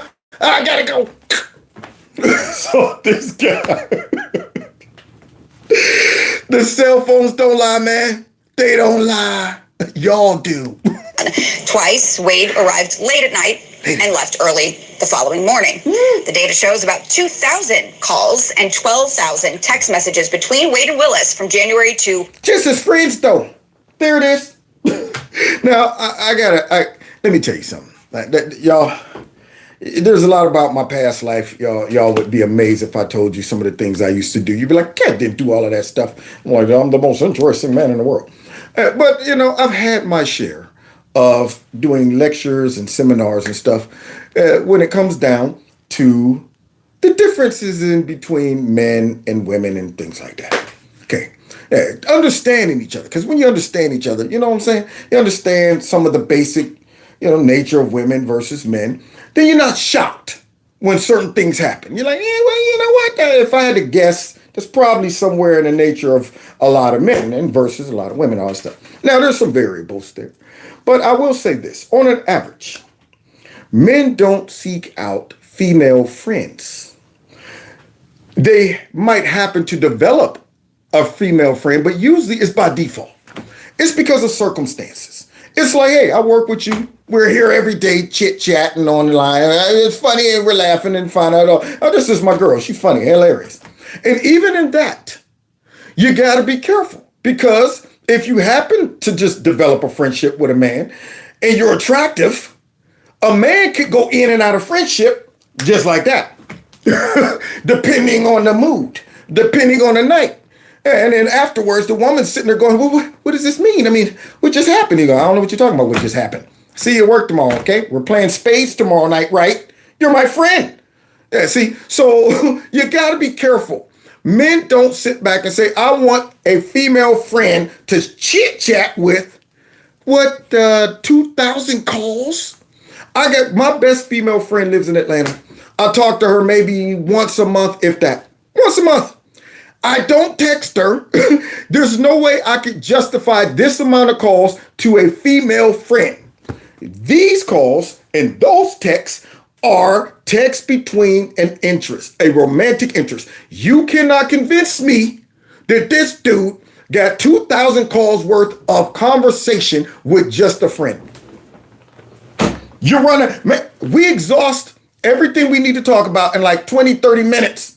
With a 1 month ago, what you doing? Hey man, how's everything down there? Everything good? Well, how's the job? Blah, yeah. Remember this back in college? Anyway, all right, I'll holler at you. That's it. There's no way I'm calling her the next day. So what you doing today? What are you calling me? What do you mean? I just talked to you yesterday, Kev. Oh, okay. Well, you're my friend. We need to talk all. No, don't happen. It doesn't happen. These are romantic interactions right here. And they're going to try to get here tomorrow and tell us that nope. I don't know why he called me 2,000 times and texted me 1,200. November 2021. Why this matters, the timeline is everything in this case. Joining me now on the phone is former Assistant District Attorney of Fulton County, Daryl Cohen. What do you make of these new revelations? This is damning. Damning. At the very best, it's troubling. It seems to completely contradict the testimony of both Fonnie Willis and of Nathan Wade. And because of that, this could be a complete game changer. 12,000 text messages. Yes, 12,000. To my friend. 2,000 voice calls. Can you think of anything more annoying than receiving 2,000 voice calls from anyone, let alone Fonnie Willis? Oh, baby, you got what I need. Yeah, because you say he's just a friend. You say he's just a friend. Oh, baby, you. So I wonder how they're going to explain all of that cell phone data tomorrow. Now that the testimony in the hearing is over, we can say that there was absolutely no evidence presented at all that Fonnie Willis intended to profit from Nathan Wade's position or that she incidentally profited from that position in any way. This is fascinating. Do you hear the dude right there? Put on your red dress. Did you hear that dude? Now I'm sitting there going, I watch the same trial you watch, and you get paid to give your breakdown of this? Were you watching the same trial I was watching? Are you kidding me? Now that the trial is over, you know what? It's obvious that there was no evidence whatsoever. So we got to help him out. Not only did they have an affair and engage in what looks very much like an alleged kickback scheme. Yeah. There was absolutely no evidence presented at all. None. But it seems very clear to me they lied about it under oath. It's bad even for civilians to lie, and it's really, really extra bad for an officer of the court to take the stand and get sworn in and lie. There's a word for it in legal circles. It's perjury. Now that's evidence in itself. The fact that you got busted lying about it should be the initial evidence. This is what launched the whole investigation because they lied. So if you start off with the lie, then it's safe to assume that you getting up there saying that I paid him back in cash and I have no receipts, no deposits, no withdrawals, got saved up the money from the Piggly Wiggly or wherever I shop at. It's safe to say all of those are lies too. This dude is not able to realize these people are trying to save their lives. And the only rational response to them possibly getting charged for finance charges or the money laundering or whatever, the only self-serving response is to say, I didn't do that. I can't show you where the money came from or went, but I paid him back in cash because if I didn't pay him back in cash and you could trace the money, you would find that I never paid him back at all. Then I will go to jail. I can't have that. I don't want to go to jail. So what am I going to do? Me and Squidward with that big nose are going to sit up all night with my daddy and talk about how we could come up with a lie. That's what. But that guy, there's no evidence at all. And it's a felony. It's a black thing. It's zero evidence. Zero evidence. The fundamental reason that this hearing was held. She did commit perjury. We're continuing to see evidence unfold from a former roommate that said that she was dating this prosecutor well beyond and before this trial even. But no, lady, no. Nowadays, when it comes to Democrats, witnesses, they're not considered evidence anymore. Bob Alinsky, Devin Archer, all the whistleblowers, all of those people who've been like, yep, Joe's the big guy. Absolutely. Yep, Joe got the money. Yep, he talked to this person. Joe. And then you'll see the Democrats, just like that fool, come right out to the mic. After this hearing, we realize today that this is all a witch hunt and there's no evidence at all that Joe Biden did anything wrong. Not a scintilla of evidence except for the check that went to his house. The text messages from Hunter and the TikTok, the WhatsApp exchanges and then yet you find out Joe Biden lied in the beginning about his interaction with his son and his business partners. That right there becomes the initial evidence.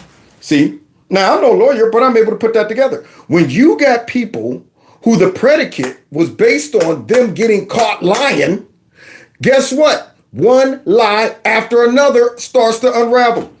You just put one lie after the other. It's human nature. Did you eat the cookie? No. Well, why are there cookie crumbs all over your face? I fell face first on the cookie. One lie after another. Then when I fell face first, my mouth happened to be open when I fell. And I'm going to get in trouble if my mom see me with the cookie in my mouth. So I said I was going to eat it so that mom don't see me with the cookie in my mouth because I ain't want to get in trouble. And you going, that was like a series of like 8 lies in like 15 seconds. It started off with, I didn't eat the cookie. So now here's this guy, no evidence at all. Started. Now we're catching her in a lie. She was saying that there was no coordination between her and Wade. I mean, this continues to look way worse for Phony Willis than I can imagine. Phony Willis and Nathan Wade both testified that their romantic relationship began after Nathan Wade began working in the district attorney's office. According to a new... And obviously they were telling the truth. It's crazy how quick they are to accept the testimonies of folks that they're using to try to go after Trump or people they're protecting. Joe Biden has already said that he has no involvement in his son's dealings. Look, there's no evidence that laptop is real. I mean, there was 52 intel agents that said that it looks like Russian disinformation. You just believed them? Absolutely, because they control us. I'm a part of them. So therefore, I'm programmed to come out there and say, there's no evidence at all, not a scintilla of evidence. Court filing, the relationship may have begun months earlier than Willis and Nathan Wade claim. We can say that there was absolutely no evidence presented at all. One of the 4 criminal cases against Trump could effectively end today. And that's what they're afraid of, y'all. If we get a 2-4 tomorrow, oh man, we gonna have us a Friday night gloat party. That's what we gonna do. I would be so mad if they got to this judge like they got to that last witness. That dude was sitting up there sweating. I don't remember. Where we at again? Where is this? Okay, what's my name? Oh man, I don't even know. I'm trying. You look kind of nervous, huh? No, I'm cool. What'd you ask again? Oh no, I don't know why I said that. You sure? You put it in the text. Did I? I did that? I don't even remember. Here, read the text. Oh, I guess it's true then. I guess I did put it in the text. I don't know why I put it in the text though. That guy. So hopefully nobody got to the judge. Because if this judge comes out with all this evidence and sounds like the guy we just listened, that came out with no evidence at all. That guy has been gotten to. Because, man, a blind dude could see this evidence. Stevie the Wonder. Yes, I know that they said there's no evidence, but it's obvious they're both lying. Yeah. Stevie could see it. As the DA on it could be exposed once and for all, potentially as a liar, a perjurer, and corrupt. Zero evidence. For the fundamental reason that this hearing was held.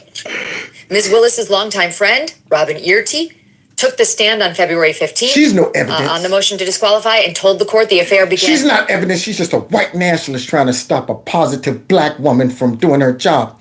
Oh, what? She's not white. Oh, wait, that's great makeup. That wig sure does look like a black lady's wig and stuff. But you know what? She's a white nationalist. See, this is the stuff they would come up with. That's why it's funny. See, that's how stupid these people are. That's how willing they are to defend this crap. But that woman right there is not evidence. And long before 2022. She said it was as far back as 19. We can say that there was absolutely no evidence presented at all. Well, Fannie and Nate are in very, very deep trouble, certainly with regard to their qualifications and being able to stay in the case, if not perjury. District Attorney Fonnie Willis takes the stand. Y'all ready for this guy? He's about to jump feet first in shite. No, he's going head first. He's going head first into this shite, this pile of shite, to defend these 2 stupid people. To defend her honor, her ethics, and her integrity.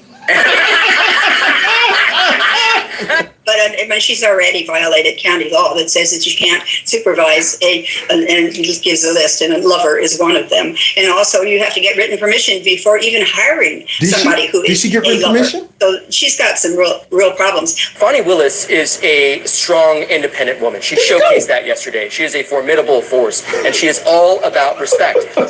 Ooh, you kiss this. It's sweeter than honey. She's all about respect, man. She's a formidable force. No, she's a complete idiot and a useful fool that the Democrats found to be crooked enough to try to pull this bull crap off, and it backfired. She's so smart. She's such a formidable force, but yet she fumbled the ball by hiring her lover and thinking that nobody would find that out. That's how much of the formidable force she is. Sounds like a dummy to me. That's what it sounds like. Gets in there with a stank attitude, all defensive, and just took the stand for whatever reason. They had it to the point where she probably wouldn't have had to testify, but her in her hubris decides, Washington, I'm going up there. I'm telling you know what? I'm sick of this, man. I'm sick of this, man. Got up there and made things worse, and now y'all got to come up with some excuses for her so y'all can look just as dumb as her. There you go. And I like it. I like seeing y'all make fools of yourself trying to defend this mess, because guess what? It's a black thing. There you go. There it is, man. Because it's a black thing. And I'm probably sure they'd be like, there you have it. There's things that black people do that we can't question. It's part of their culture, and we have no right to deprive them of their black thing, whatever that black thing might be at the time. So therefore, this shows that there's no evidence because it's a black thing. They would say something stupid like that because they trying to salvage this mess. Fani Willis is going down. She should not get comfortable in that DA chair, and certainly not on this case. District Attorney Fani Willis what about her? Took the stand and did what? And addressed the attacks, including the lies that have been leveled against her by who? By Donald Trump and his criminal associates. That is one big pile of shite. Thank you. That guy is at the bottom of that shite pile with that. Fani Willis took the stand and defended herself against Donald Trump's attacks and his. And I'm going, are you kidding? Who's paying you? Do you understand how stupid this man sounds? Now, the sad part about that is, regardless of how obvious these people are trying to shield Fanny from all of this crap, is regardless of all of that, the sad part about this, man, is there's some people out there just probably like, darn right, I saw a preacher up there preaching about Fanny. Fanny went out there and Fanny said that. And I'm going, are you in the pulpit trying to defend Fanny and build her into a sermon? Are you kidding me? I will be in that church looking for lightning. I'll be like, all right, kids, everybody, let's go. Everybody to the car. At any second, it's going to blow. Let's continue. So the irony of this whole thing may be that the only person who actually committed a felony in connection with this whole case is Fani Willis and Nathan Wade. Now, won't that be irony? Ooh, man, I'm coming with a bucket of tears tomorrow. If they throw this case out, y'all, we're going to have us a galote party. We're going to have us a liberal tear party. Oh, it's going to be a celebration. I might bring in Rick James because it's a celebration. Let's continue. Not Donald Trump or Michael Roman, his co-defendant. What did Trump and his criminal associates do? What? They put a whole bunch of information in court filings, including what District Attorney Willis testified under oath were a bunch of lies. There you have it. But when Trump says these are lies, he's lying. There it is. See, you see this fool? Just stop right at that. They put in a whole bunch of stuff that happened to be facts and provable. And all of this stuff like text messages and data and dates and all of that stuff. They put in all of that stuff. And she testified that it's a bunch of lies. Therefore, we have to take her word. We have to take her word. Because it's a black thing. Yeah, she's fighting against white nationalists and Trump and stuff. This guy right here, man, he needs to take every one of those awards or whatever those fake things are off of that wall immediately. If you're that dumb where you get up there and you say stuff like this and think nobody's going to go, this dude's a prostitute. Wow. Who gave you those? You get them out of a Cracker Jack box? This woman was $4,600 in debt with a tax lien on her at the time she wants us to believe. She was definitely reimbursing Nathan Wade for all these fancy trips in cash. Wow. So she'd rather get that money to the man with the broken tallywhacker than to pay off her tax liens? If you live in that large phony fat, then you should have just went to the safe over there. Here, take this mess, IRS. Take this mess, IRS. Just take this mess, IRS, because it's less stress. Yeah, y'all. She should have dropped that cheese and said, be gone, peasants. Now, where were we at, Nathan? That's what she should have been able to do. You saw District Attorney Willis take the stand and lie, debunk the lies. What? Without any receipts. She debunked the lie without any receipts. What? Where I get the money from? I know where I got the money from. My blood, sweat, and tears. Shoot, that's evidence right there. I'd be like, all right, that's great, ma'am. I like to see you. Let's enter it into the court that phony Fanny said that she got the money from her blood, sweat, and tears. Someone go get me a razor blade because we're going to go ahead and throw this whole case out if I cut her hand and money comes out. There we go. We can all solve this right now. Just stop moving. Stop moving. Wow, that looks just like blood. It doesn't look like money. Well, you know what? Never mind. Never mind. Hey, I need you in your backwards dress to take a lap or two around the courtroom until you start sweating money. Once we start seeing money come out, then we'll go ahead and it's evidence. We'll throw it out. No, there's no money. Okay. Well, what about this? I want you to think of something real sad. Well, I can't think of nothing sad. Okay, well then how about this? Ow! Man, that hurt. There you go. There's some tears. No, that's not money. That's not money. Let's continue with the questioning. Because that's all she had. Her answer was blood, sweat, and tears. And me shopping at the Piggly Wiggly or something. Without an ATM withdrawal slip, without a deposit slip on his end, without any written record whatsoever to prove it. You saw her defend her honor, her ethics, her integrity. If she had any tact, any thoughtfulness about the rule of law, and she wanted to save the little bit of reputation she has and show a little bit of humility, she should resign immediately. And honestly, I think we should open up all the cases that she weighed in on. Saw her defend her honor. And when the lawyer said, you're paying him gobs of cash for Aruba trips when you got a nearly $5,000 tax lien against you. What was her answer? You saw her defend her honor, by doing her what? ethics, her integrity. What was her response? Her response was, oh, now you're going to tell me how to pay my bills? Oh! I haven't listened to you how to pay my bills? Her honor, her ethics. Oh, now you're going to tell me how to pay my bills? Go on, baby. I haven't listened to you how to pay my bills? Yeah, get black on her. That's misappropriation. She's not having blackface, but black mannerisms. There you go. She's a racist.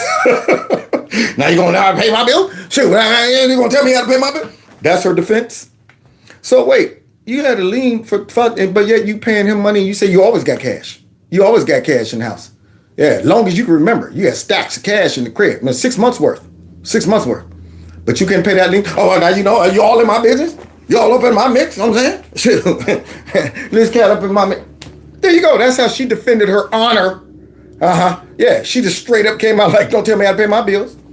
The thing is, if Fannie Willis was she pursuing justice, or was she pursuing, having fun with her boyfriend? Looks like she was pursuing fun with the boyfriend. I mean, it's totally and completely obvious that they're not being straight with us. Yeah, it couldn't have been that much fun, though, because she got on the stand and said his tallywhacker doesn't work. Yeah, I mean, we ain't do it that much. So, I mean, he got... Come here, y'all. Come. He got some type of cancer where his thing don't work and stuff. But you know what? Don't. I'm not going to sit here and emasculate a black man, okay? I ain't going to say that out loud. Could y'all extract that from the record? Okay? Yeah, it's broke. It don't work at all. Not at all. Yeah, so we only did, I can't remember, it wanted to. I mean, it's horrible. I mean, I had to call my girls right in the middle of making love. Like, girl, you'll never believe this. And he was listening too. I was right there on the phone like, yeah, he's right here. Yeah. Hey, tell my friends how your stuff don't work. There you go. Anyway, so girl, let me get off the phone so I can go ahead and this is a horrible night. I'll see y'all tomorrow though. But I will not emasculate a black man. Now let's continue. Because she got out there and defended her honor and integrity. Honor, her ethics, her integrity. You should know by now that the whole damn thing is a sham. People need to be fired or at least removed. You saw her debunk the lies. Debunk them! I am woman, hear me roar. All that nonsense is a distraction. You saw her debunk the lies by just saying, man, I ain't do nothing wrong. All right? Well, do you have any receipts? No. Any deposits? No. Any withdrawals? No. But she debunked the lies. And a deflection from someone who's lying. And you saw her hold up 3 defense pleadings that, under oath, she asserted were filled with lies. That's all. You saw her do it. Therefore, it must be true. She held them up. Here it is. Who is this guy? I don't even know who he is. He was just built into the montage. But he's dumb enough. Yeah, so she held them up. There it is, guys. They lies. They lies, y'all. That's how she defended herself.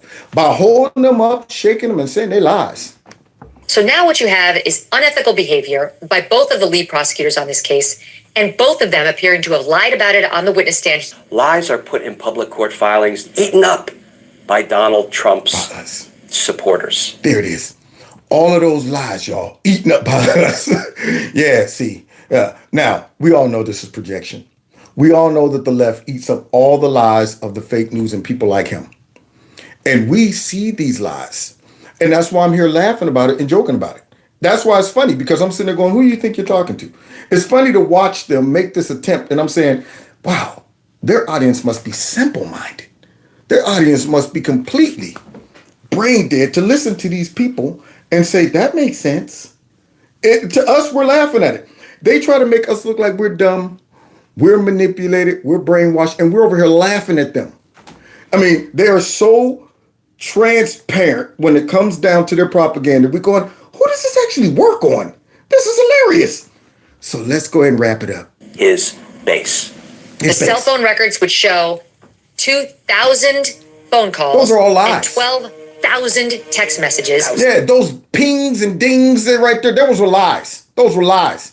Yeah, the data and the technology that they use to determine that, it was all lying. No, she didn't hire her boyfriend so she could benefit financially. No. 35 visits would appear to be visits by him to her phone, or at least by his cell phone to her home. Are you kidding me? Imagine, here we go. Being a public servant, trying to hold a criminal former president of the United States accountable for trying to steal the election from the people of your state, the people who elected you to protect them and enforce the laws without fear or favor. Because a legal system. You hear that, dude?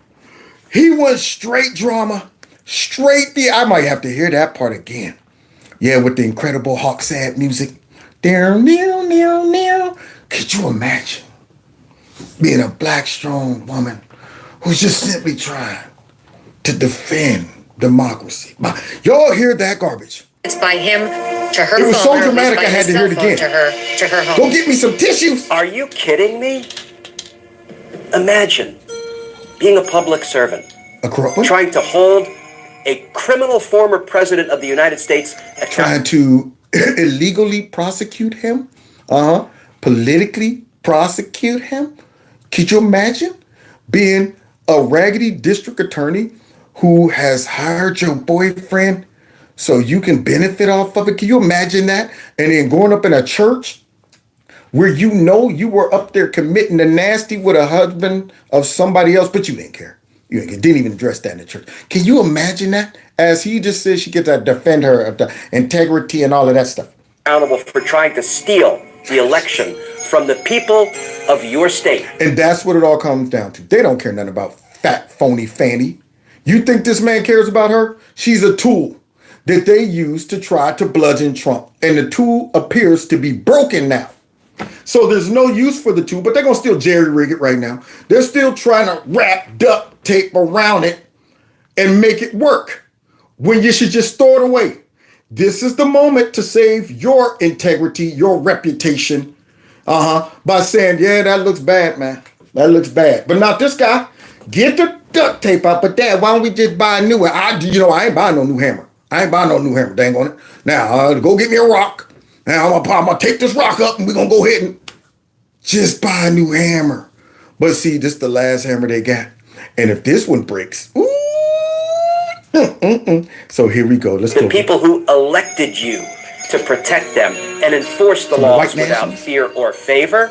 Because the legal system is being weaponized against the former president. I have never seen a court of law treat a defendant the way that they have treated President Trump. He's the most targeted president in U.S. history. Help me out. It's unbelievable. Yeah, damn right. Thank you. Dang right. So y'all see these puppets out there? They are reaching, man. They are all drowning. And, you ever seen somebody drown? They reach. They could be in the middle of the ocean, but reaching, knowing that all they're getting is nothing but water. But that ain't gonna stop you from reaching, though. Just reaching. So they're reaching, and they're running the risk of their two last bullets in the gun misfiring, backfiring, in fact. And boy, I tell you, I don't feel sorry for them one bit. So it looks like the Jack Smith case is jacked up. It's dead in the water, from what I can see, unless something drastic change. But, you never know with the Democrats. And then this case, if this one doesn't end up dead in the water, I would be amazed. I would love to hear a judge come out and justify why he doesn't dismiss this case and tell her she can't be a part. I mean, if this guy does come out and say, well, I don't see anything wrong, he's going to sound just like everybody we listen to. They came out and said, there's not a scintilla of evidence she did. Now, she came out and said she didn't do it. It would be very hard for that judge to do that. And so far, he's shown me no signs of doing that. But with these folks, you never know. I mean, just think about this. They had a witness who, in text message, was definitive. Definitive, man. I'm sure they thought they had a slam dunk with this guy. They're like, man, we got this dude. He signed an affidavit. I mean, he was very clear on all of this. And you get him in the court, and he's talking about something. I don't remember. No. I was speculating. So you can't put it past them. When you're dealing with Trump, anything goes with Trump. And they're willing to put the pedal to the metal and do whatever they can to try to salvage this mess, because this is the last ditch effort. If phony Fonnie Willis fails, then it's pretty much over. Now they will be looking at doing something even more drastic to try to stop Trump. And God knows what that could be. And so I pray for Trump. I pray for our country. And, you know, we'll see how this all works out. But boy, if what happens tomorrow is what I think is going to happen, we're going to meet back here, bring all the things to celebrate, bring your party hats, bring all of your party hats. Yeah. Bring your some of these and bring a bucket for all the liberal tears. So God bless y'all. God bless America. Don't forget, text MAGA to this number 330-974-4607 to stay in Kev's Corner. Share my videos. Follow me on social media platforms. Subscribe to my alternative channel. And check out the Corner Store. Follow me on Rumble. And please, please, please, if you can, please, please, please, if you got some cheese and would like to support the channel, you can drop it in my monthly fundraiser link. And I'll use it to go ahead and get some lemons for my throat. Because after I get done, man, I'll be like, rocks in the voice. Sound like Whoopi Goldberg. So God bless y'all. God bless America. We'll see y'all tomorrow night. Boy, I'm going to sleep like it's Christmas. Like, I can't wait tomorrow, y'all, for this, them explain the text messages. All city. Y'all folks. I know you see the wear and tear up the place, yeah. See y'all tomorrow. Take care.